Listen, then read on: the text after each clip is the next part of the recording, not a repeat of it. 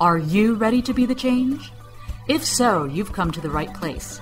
You're about to join a movement of entrepreneurs who are empowering people, saving the planet, and turning their passion into profits while creating the lifestyle of their dreams. If you don't believe us, check out our website at entrepreneursforachange.com, a place where you can be inspired, mentored, and supported by a tribe of change-making entrepreneurs just like you. Now, before diving into the interview, I want to encourage you to rate, review, and download Entrepreneurs for a Change on iTunes. This really helps us reach more people with inspiring stories of entrepreneurs who are changing the world. Also, if these stories inspire you to start a world-changing business of your own, head over to our website at entrepreneursforachange.com and download the Business Changemakers Toolkit to get a jumpstart today. Now on to the show. Hello, amazing changemakers. This is Lorna Lee for another episode of Entrepreneurs for a Change, and I'm here today with a very interesting purpose-driven entrepreneur. Her name is Shonagh, and she's an author, shamanic practitioner, teacher, and public speaker who has become a feminine voice for the reverent shamanic use of psilocybin mushrooms. Her book, Love and Spirit Medicine, chronicles her mystical journey through the end of her marriage into a focused exploration of entheogenic mushrooms. Shonagh travels around the country teaching the shamanic arts and sharing wisdom gleaned from the mushroom intelligences. In addition, she's a beekeeper and bee venom therapist with a book on that subject coming out in 2015. Now, what I find most interesting about Shonagh is her business model, specifically that she has been able to create a viable, purpose-driven business from her experience with visionary mushrooms. So, Shonagh, thank you so much for joining us today. I would love to find out how it is that you were able to tap into a niche that urgently desires what it is that you offer and seeks your support and is willing to pay for it. Oh, it's taken a while. And it is still very much a work in progress. But I've been at this now for probably 11 years, and the first half of that, a very voracious student, and I still am a voracious student of the mystery. But I began doing full moon ceremonies for women once a month, and was absolutely shocked that as many women wanted to participate as did. So once a month that would happen, and I would get upwards of 30 women coming to my house. And so what I realized from that was an excellent way of putting myself out there to my local community, getting the word out, and so holding ceremony, giving a teaching. I'm very transparent when I share, and I think people found that very refreshing. And then, every month new people would come. So there was a word of mouth piece going on. So looking back now, I realized that really began that endeavor. And then, of course, offering private sessions and then offering my own teaching. And I had the blessing of a very dear teacher that I had for a couple of years who had said, "Shonagh, teach, you're ready, do it." And I gave him the deer in the headlights look, but he laughed and said, "No, sweetie, you're good to go." And so, so it has been definitely this evolution, but I've been at this now for, probably a good 6 years of solidly putting myself out there, offering private sessions, which people will come to, of course, and again, all word of mouth, the full moon ceremonies. So in other words, for someone, because I am bringing in something that I think a lot of us who are called to this, there's no touchstone for this in our commercial world. In fact, this kind of work has been cast out of the commercial world, of the Western world, for quite some time. So we're endeavoring to bring it back and also show that it has great merit, because of course it does. And my work is very psycho-spiritual, as shamanic can be. Shamanic work can be, because you are speaking with someone who has come and they've got an issue. They're there for a reason. And so there's a conversation that will occur. And then you sort of take it from there and decide what this person needs. And the work is very profound, no question. So it has great merit and is very essential. So anyway, also I've written 3 books. I'm almost finished writing my third book, and a book is I think really important if you are in this work and if you can write, because it gives you a lot of credibility. I mean, not everyone can write a book. I mean, how many people do we know who say they're writing a book, and then how many actually complete it? It's a tremendous amount of time and effort and commitment. And then there is the editing process and and then the marketing, getting it out and published or self-published or whatever your deal is. And that has helped me tremendously as well. So I have just managed through, I don't know if it's stubbornness or diligence, a combination, of course, diligence, because also this is what I do. I don't have a day job. And I will say that, it's difficult to get yourself started with this. And I was married while I was birthing this piece, so I was very fortunate in that I had someone else bringing in an income, Otherwise, I would have had to have a day job, but I don't have a day job. This is my day job. So yeah, I make a living at it, and won't be getting rich off this anytime soon. That's of course not why I'm doing it. But by the same token, I will speak to the fact that I do need to get paid for what I do, and so I'm bringing in this very ancient work, to me, a very human kind of work, kind of offering into a commercial system. And there are many people who think, well, you're a healer or you're a medicine person or whatever, you shouldn't charge. And I sat in ceremony with a 4th generation Navajo medicine woman named Patricia Ann Davis, who said to all of us, I can't pay my bills with a feather and a stone. I can't. We're not in that kind of community anymore. We're not. And so I have had to learn how to do that as well, how to charge for what I do, how to pick a fair price. I also do a sliding scale. I don't have that on my website, but I assume someone who really wants to work with me will, ask me about that, and so that is in place. So yeah, there's a lot. This is a long answer to, I'm sure you've got several questions around this, but just trying to give you sort of a picture of how I have done this. It's, it's really evolved over the past 6 years, and is still evolving, but I'm in a very good place. I have a steady clientele. I have people who sign up for my classes. But there's, I'm my own marketer. And then there's that fine line of how do you market without being, just on overwhelm. Because I think we all get these emails from certain people and every week it's something, and after a while you just kind of blow it off. And I don't do that.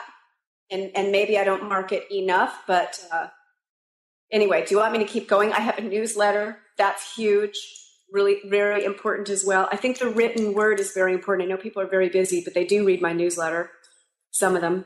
I get letters every month, responses. How often do you send out your newsletter? Once a month. Yeah.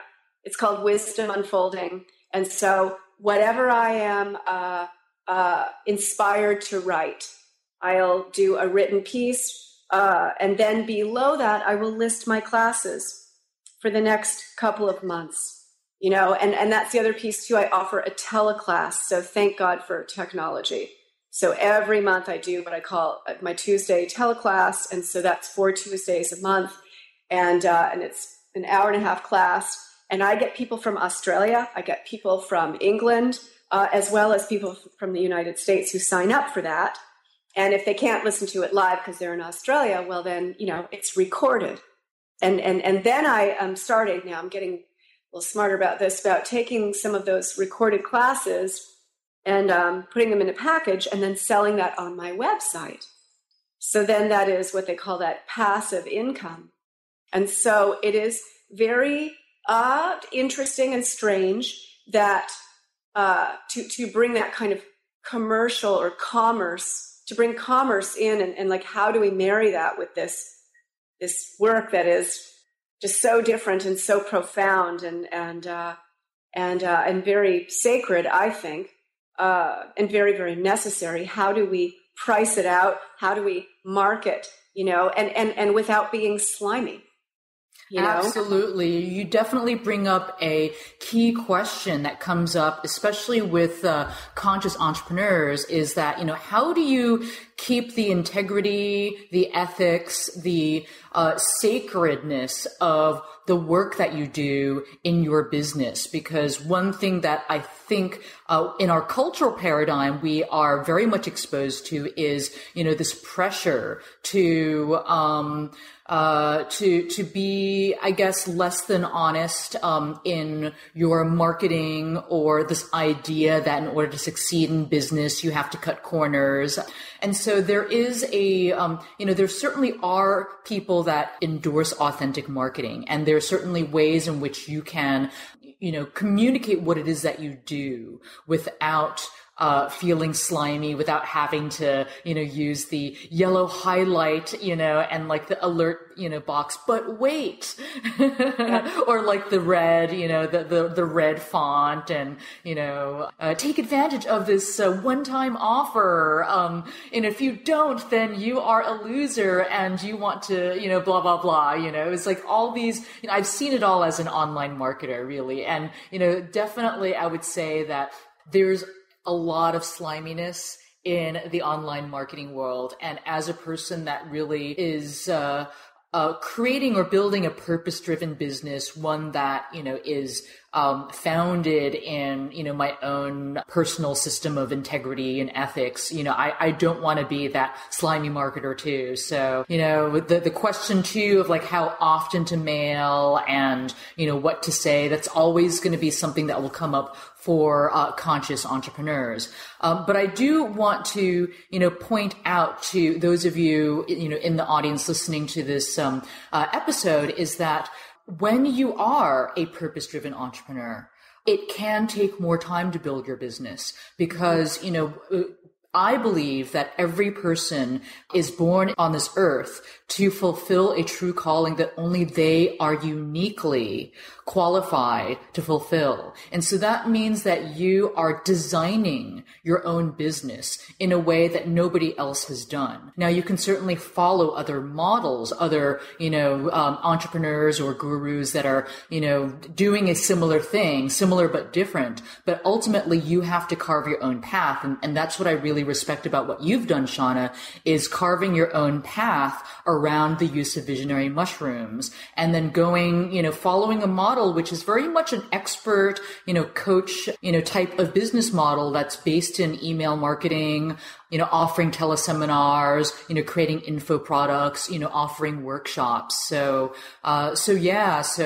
there's a system and a blueprint, rough, structure, so to speak, but, Shonagh is really doing it in her unique and very special way.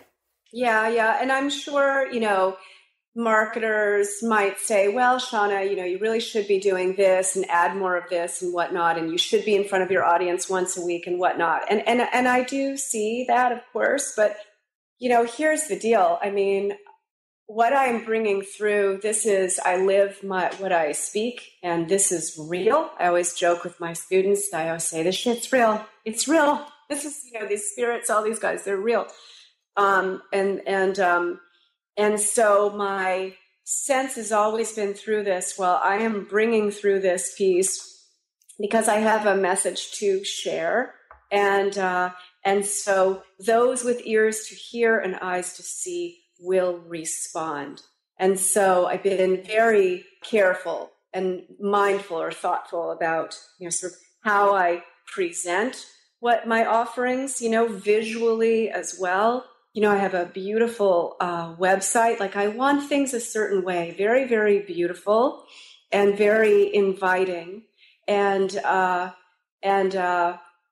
Yeah, but not in your face. At the same time, not this sort of like that. Yeah, I hate that stuff. About, like you were saying, the red writing and all of that stuff. I don't ever do that. So, it has been, a slow build. But also, of course, I love to talk about this. So the interviews are very important. And then I have a page on my website, which is just on interviews. And I am always surprised by how many people I will, hear from who say, hey, I've just listened to half your interviews. And I'm like, wow, really? Wow.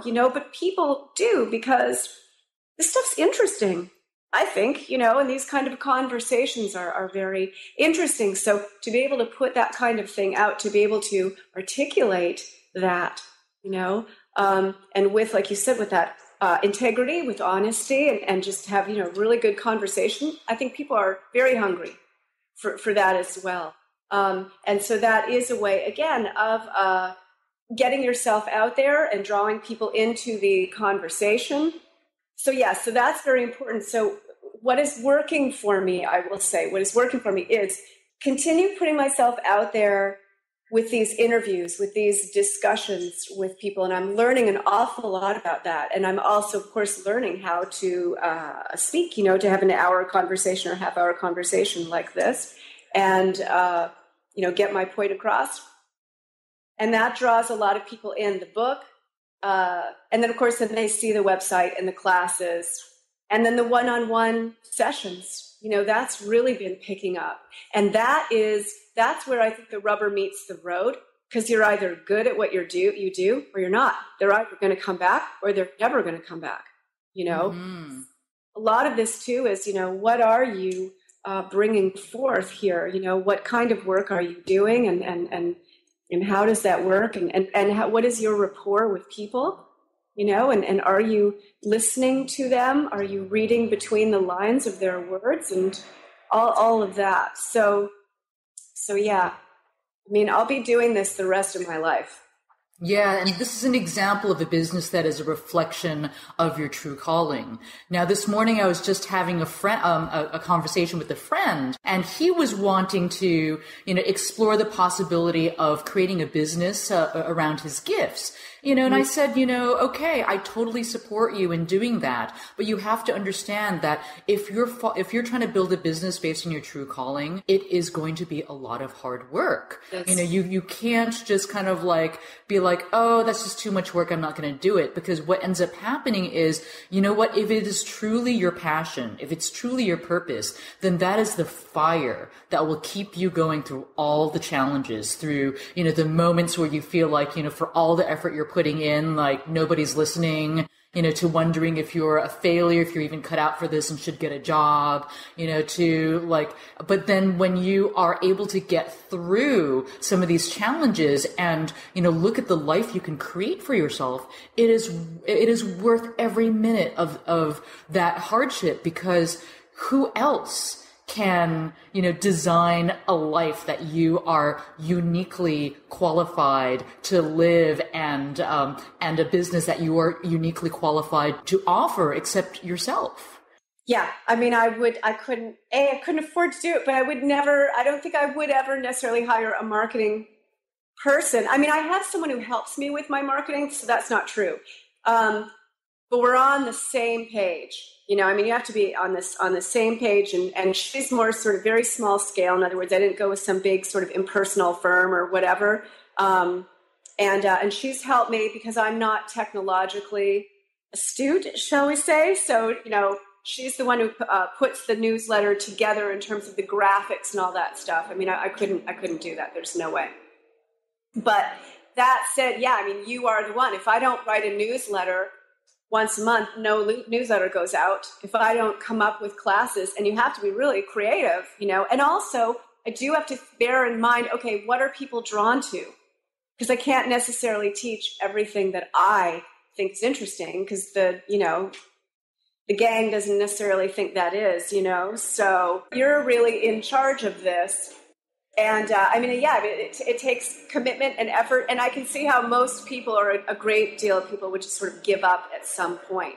And so the desire piece is huge. Like, how much do you desire to have your own business, especially this kind of thing? You've got to be pretty darn committed, because it does not pay the bills right away, I will say, unless you're super sonically lucky and you happen to write a book or, get in with sort of certain people, you know what I mean, who can really help kind of catapult you. But this for sure for me has definitely been a very steady endeavor. But you know what? The other thing I would say is trust the timing, because you learn as you go along.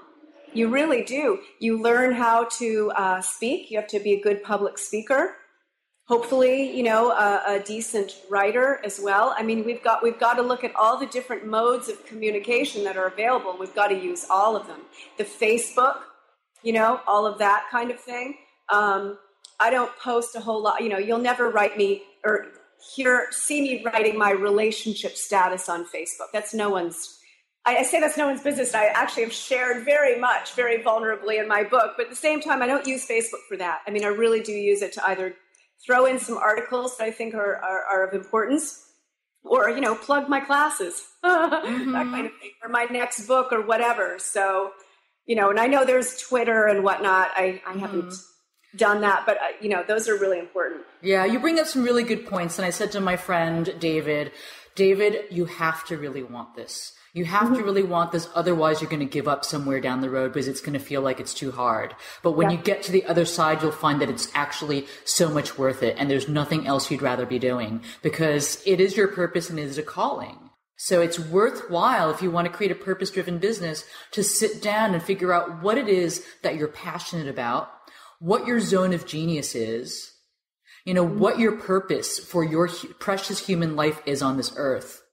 And then once you've kind of gained clarity around that, then go out and do it. Because if you haven't taken that time to figure it out, and sometimes visionary plants like mushrooms or ayahuasca can really help with that, then you're gonna kind of keep hopping around to different, shiny objects and, passing interests, so to speak. Right. And the moment things become challenging, then you'll give up and move on. Now, anyone who's smart and, has a work ethic can sell anything online. You can sell blue ski boots, you can sell Viagra, whatever. There's any number of things you can sell online and make a much faster dollar than a purpose-driven business.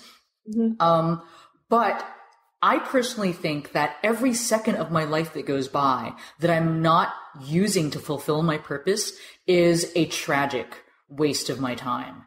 And, for that reason, it keeps me, kind of committed to my purpose. Not to say that, I do, as an entrepreneur, believe in failing quickly. So, you've got your mission, you have your purpose. Never give up on your purpose. But sometimes if you start an endeavor and it's not working, then it's best to take the lessons and move on and fail quickly with those things. So you have to determine what is the difference between the purpose and the mission, or your, quest, your kind of short-term quest, so to speak. Now, for the folks that I do know that are phenomenally successful in, creating conscious, purpose-driven businesses, those people have worked a lot. It's not for everybody. The people that I know have worked a lot for at least 1.5 years to build their business, sometimes 3 years.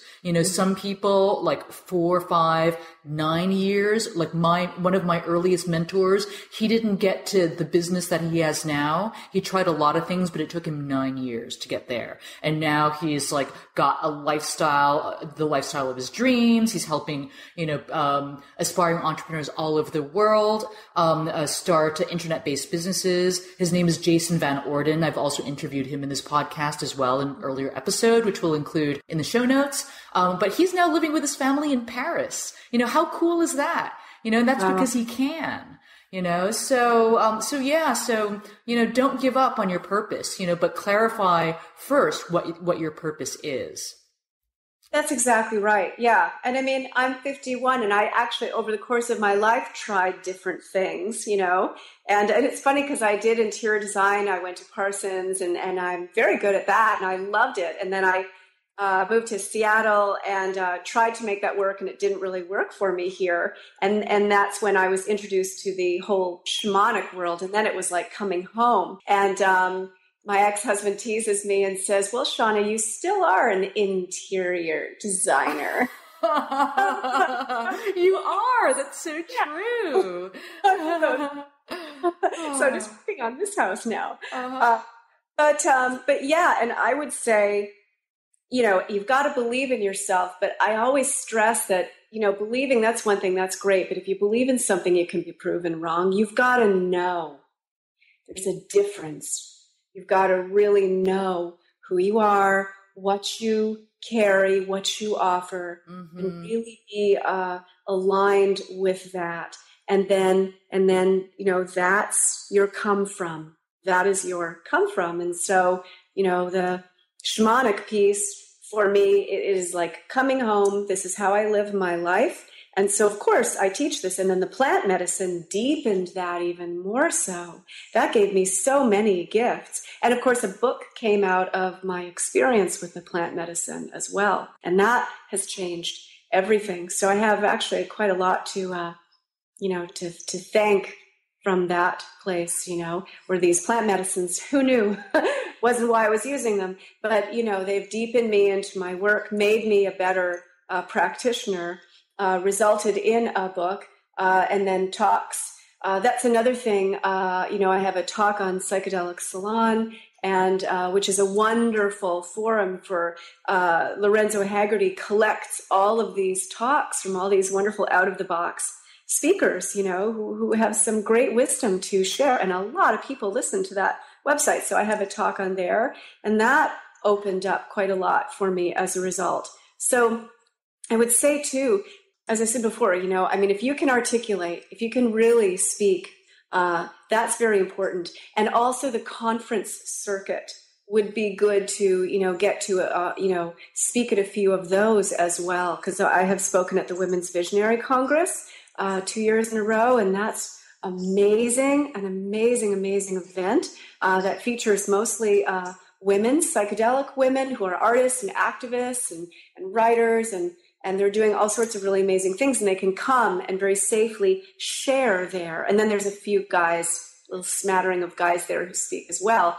Whereas most of these conferences, particularly in the world that I am in, they're predominantly men, which is very interesting. So I think more and more women slowly are, beginning to come forward. It's dicey because of the whole legality piece as well. But, as far as I'm concerned, there's no law against speaking, talking about this kind of thing, So, yeah. That's good to know. Yeah. Because we're on air. So I'm curious to know, if we could take you back to an earlier part of your business, I'd love to understand what was the turning point from when you were offering, the monthly ceremonies as, a community piece, when it started to shift into a viable, self-sustaining business. What were some of the keys that you attribute to making that successful transition? That's a great question. And it's interesting because those ceremonies, I held that space for 4 years. And towards the end of the 4th year, and this is something to think about, they started to peter out and less women started coming. And, but again, you've got to really trust what you do, because I realized I see, we're moving on now to a different chapter.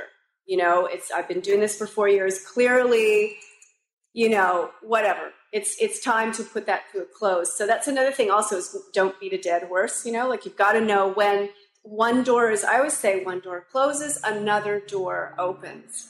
Mm-hmm. And so that happened. But again, my book, Love and Spirit Medicine, had come out, and I was starting to do a lot more online.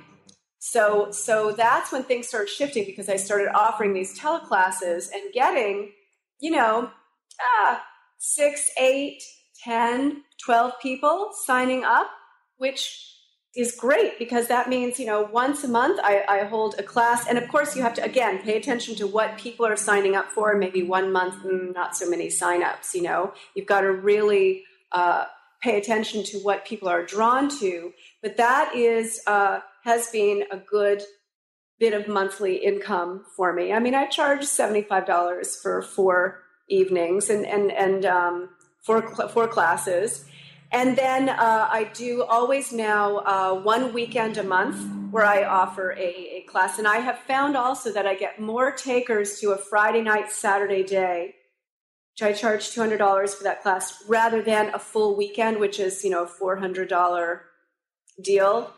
And again, that could shift. It could be very different next year. The more I put myself out there and the more people find me. But yeah, so that started happening. Like there was a more of a regularity in the people who were signing up for my offerings. So that was really great. And then as a result, that petered out into private clients as well. So were the teleclasses that you offered originally free, or were they always paid? They were always paid. In fact, I started charging $125 for the monthly teleclass.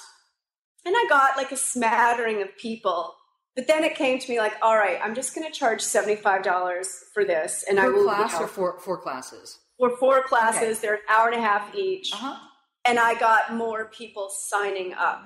I want to be able to make this available to a large number of people. And the people who are interested in this, not everyone has a lot of dough, but they're really genuinely, want the information. So there's that fine line as well where, okay, at this price, I can essentially, literally, when I get paid, it pays for my groceries. You know what I mean? It pays my electric bill. I mean, that's, this is keeping me alive, and also feeding 2 daughters who are athletes who you can't imagine how much they eat.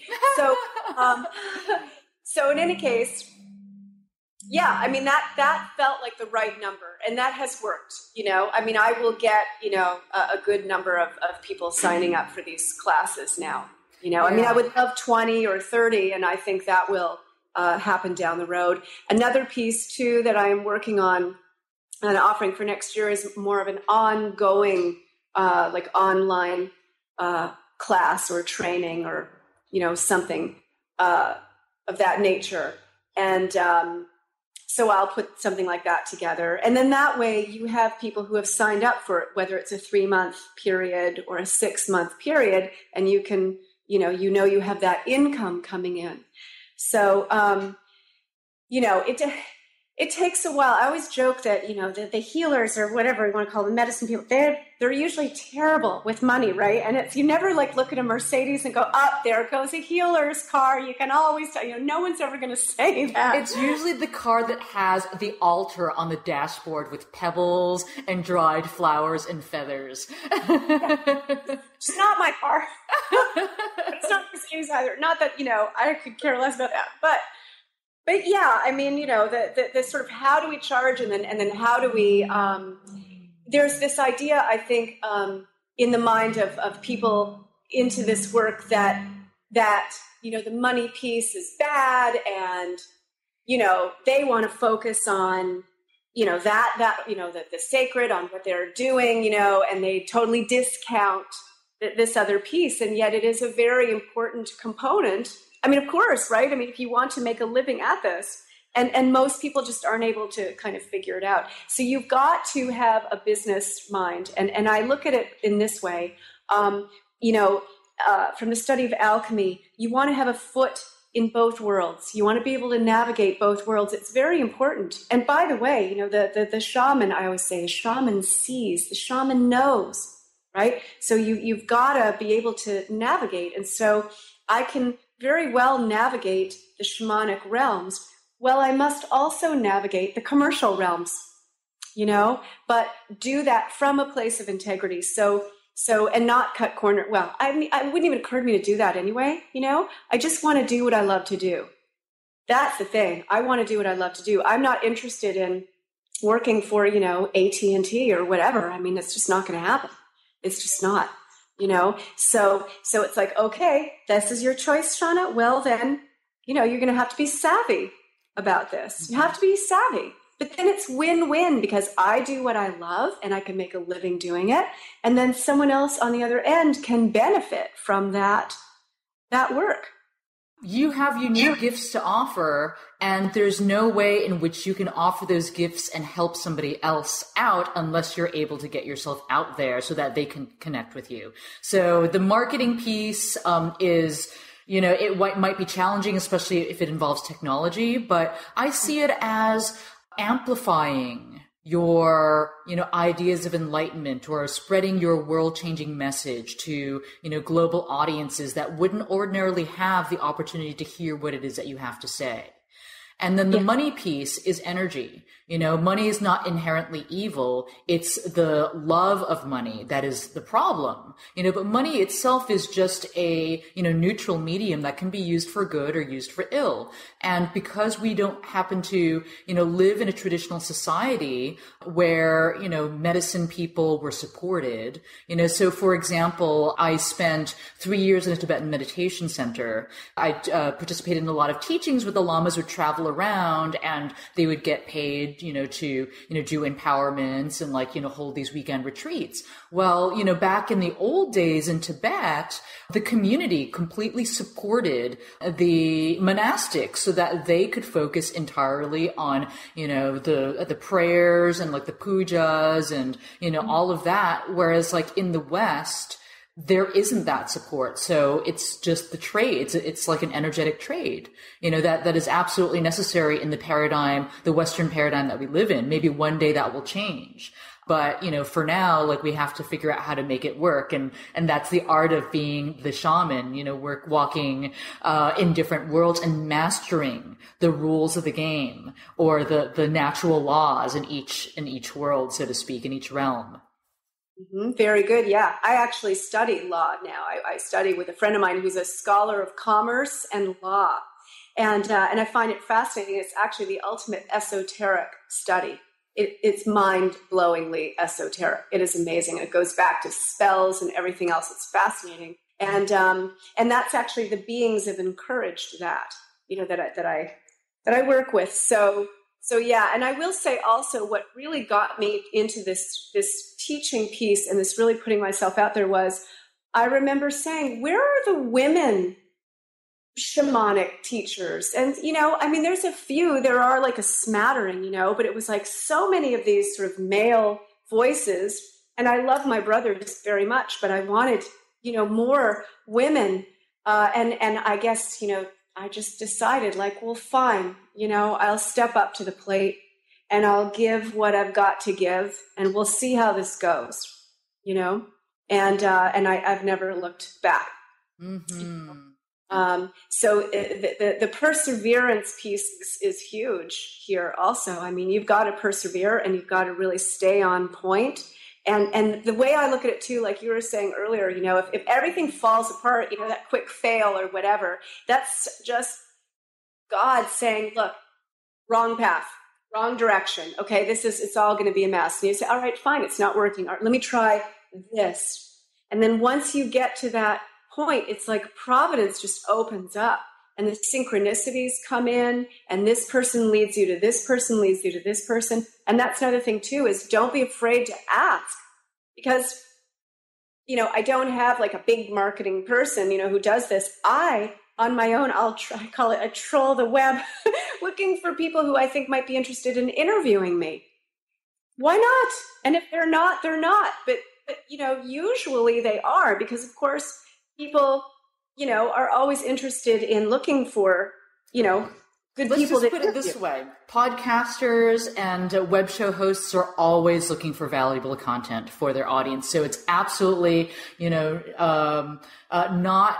it's not at all weird for people to pitch themselves as guests. In fact, I have a VA whose job it is to pitch me to other hosts as guests because I have knowledge to share that would benefit their audience. So it's totally fine. It's about being proactive because if you're in business, you have to hustle. Business is not just going to come to you unless you've already achieved a certain level of success, in which case you hustle to get there. Now people are coming to you. But, when you're getting started, you do have to get out there because nobody knows who you are. So why should they listen to you?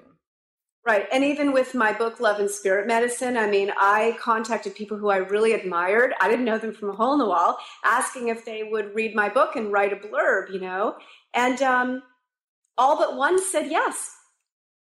So, which was wonderful. I was ecstatic, but write a blurb in your book to be published in your book? How they read a book and then write a little blurb for the back of the book, Cool. Yeah. Uh-huh. Yeah. Yeah. So you can't be shy either. That's for sure. You cannot be shy. You're the proactive. That is exactly right. You have to be proactive, and if one piece doesn't work, then, you just got to have that constant flow of creativity going. I'm trying to think of anything else here. A book is, really helpful.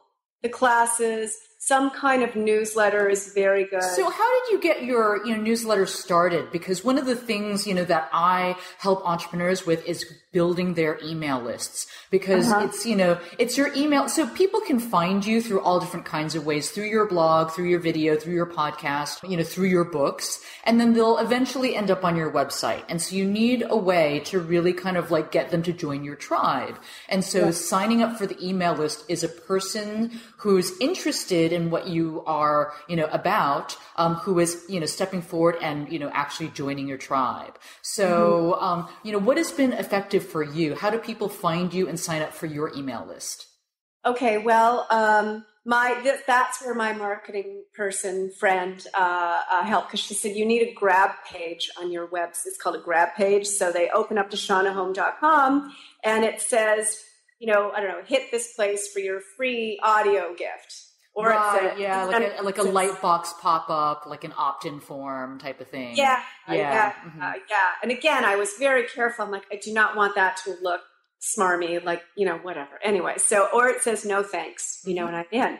So what I did was, the audio gift is an hour and a half from one of those teleclasses that I taught. So, they can listen to how I teach, and what I have to say. And then they put their email in. So it's a way of then you have their email and you can sign them up for your newsletter. And then certainly, if they don't want it anymore, they can unsubscribe. They have that option. And then I get just a number of people who will find me and they see, I can sign up for her newsletter. But it's all done via the website. So the website is key. And my website was pretty spendy to do. But it's beautiful. I mean, I, of course, had a hand in all of that. I wanted the right colors, and I'm very visual. And I love my website so much. I love it. And I get compliments on it a lot. And so something that is very visually pleasing, that will draw people in is essential. There's a lot of words on my website, but I'm a writer also, So all my newsletters are under a tab that says Wisdom Unfolding. If you turn to that page, something else that I did to make that more enticing is I always find an image to go with each newsletter. So on the Wisdom Unfolding page, when you open that up, it's gorgeous. It's all these beautiful squares of different images and then the title of that newsletter under each one. So I've also heard from people saying, I was so drawn to this because I love the picture. And then the writing was great, so that's, again, drawing people in is you've got to do that with a certain amount of finesse and creativity. What do you think biggest traffic driver for you? So people end up on your website. Do you know like where they came from? Is it all organic? Are they clicking through to your website from your ebook, your Kindle books? Like how does that work? I would say it's my interviews, because I have a number of interviews now, and I will find certain interviews I do, because you can do the Google Analytics or whatever. It spikes the people who go looking on the website. And then from there, you can see what page they love to, that they most are drawn to. And for me, that's another thing I would say to people who are doing this. So you're a medicine person or you're doing healing work. Well, maybe at the same time, and this has happened organically for me because I love the bees so much. And so my third book is about the bees and a way in which I see that we can save them, which is, healing the earth through biodynamics and on and on. But in other words, you have another passion, something that you feel very strongly about, that you want to assist this planet with, and include that in your work. So I have a page called Sacred Beekeeping, and I just threw that together because I love my bees, and I put all this information on there and websites and books I've read and a little bit of my own writing. And that page actually gets the most traffic. Interesting. Wow. So then from there, I was like, all right, fine. I will design then an online course on sacred beekeeping, which I did. And I've sold, probably, I think 14, 15 people now have purchased that online course. Organically, they just showed up on your website and purchased that course without you trying to find I market it. On those newsletters, it has my classes, and at the bottom, it always has the sacred beekeeping. And now it says, check on my online courses available. And again, and each course that is listed also has its own image. So again, like people see the image and it calls to mind something in their mind, that they associate with it, and they read the description for the course, and, they're very drawn in and intrigued. So the visual piece I am finding is really key. And I love doing that. I find my own visuals for, the newsletter, and each course I'm, teaching, then I go on Google Images, whatever, and I find something really beautiful to go with that. So that's really good. Really good. Yeah. Great. I know people really respond to images, especially on social media. So a friend of mine, his name is Brett Gregory, has got this whole system around using photo stacks to increase the likes to your Facebook page. And so he's got this whole methodology for finding beautiful Creative Commons images and then identifying the one that people like the most and then using that image for your Facebook ad. It's pretty brilliant, actually. So yeah, images are very powerful. So great. We're at the end of this segment right now. I'd like to ask you, do you have any last parting advice for entrepreneurs, especially those that have quote unquote new paradigm businesses, which in your case, it's a very old paradigm, but that you are growing through the new paradigm of internet technology. So do you have any advice for people that are trying to share a very, different message from what is typically out there in the mainstream and to grow a business around it? Yeah, I would say, so that is your desire. Take a seat with a pad and a pen and get real, like get very real in terms of, okay, how do I structure this? And then write down, okay, I'm going to need a website. I'm going to need classes. Can you write? Not everyone is a good writer, So how are you going to put yourself out there? In other words, write down exactly what is going to be needed in order for this to grow. And you've got to get very real. And also, how much money do you need to bring in a month? And that's important. And also one quick thing too, when you are seeing people, it's very important to keep a calendar and you keep each appointment and which people are coming who are paying in full, which people are coming who you're maybe not charging, because people often find, looking back, like, oh my God, I saw like 5 people for free last week and I only had 2 paying, and you think in your mind, oh yeah, I've got all these clients. Oh, but you're not making any money here, or it's not supporting you, so like you just need to be aware even of how you work and what are your habits and are you selling yourself short and, all of that. So that business, and it's part of the structure that is very important. You've already got the sacred work, the medicine work down clearly. You've got that together. Now you've got to structure that. How does that look? It's like when I write a book, I say I am using both the left and the right brain, the masculine and the feminine. The feminine is the creative. She's my muse. And so she knocks on the door. I answer the door and she says, hey, I'm your book. You can write me. She's all that creative potential. And then the masculine comes in and provides the structure for it and the sentences and all of that and how you articulate it. So it's this beautiful marriage of the two. And so that needs to be applied to this kind of thing. You've got that gorgeous feminine medicine piece, and then you've got to marry it with the structure, the business structure. How is this going to look? And then you need the perseverance and the commitment. And if you put all that together, then, you will be on your way. Fantastic. So I'm going to leave you with my last favorite question. Shonagh, what do you think is the most effective way to change the world? Oh my God. Wake up. Wake up. Stop believing what you're told. Turn off your TV. Stop anything, all that stuff. Oh my God, you got me going. But no, that it is to stop believing what we're told by those who have put themselves in charge, who, by the way, are public servants, but you never hear that used anymore. No, and then we're going to have to take back our power and take action. We've got to learn our legal system. No one knows it. Understand the power of the pen. The pen is mightier than the sword. Okay, and so when we can do that and start putting that kind of thing in action, we can actually get rid of a lot of these so-called people who are in charge, who call themselves our leaders, who are destroying our planet, and we can take back what is ours. I think too many people become really, well, first of all, completely overwhelmed and totally apathetic, a lot of them.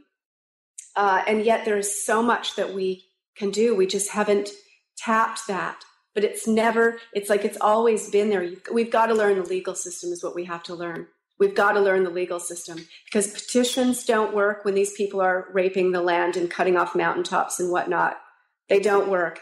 And screaming and yelling at our representatives. That's what you get if you have a representative. You just gave them your authority. They can do whatever the hell they want. So we have to call back our authority. And maybe learn how to do commercial liens so that we learn how to take the money away, because that's how we're going to change things. And you've got to take the money away from the people who are destroying the planet and exploiting people. And there are ways to do that. So we have to learn how to do that. And when we learn how to do that, everything is going to change because we're coming back into our authority. And that is what I see people have lost altogether. We need a revolution here, not a violent revolution, of course, but a revolution in terms of consciousness, to remember what we are. And we're not slaves. We're not peons.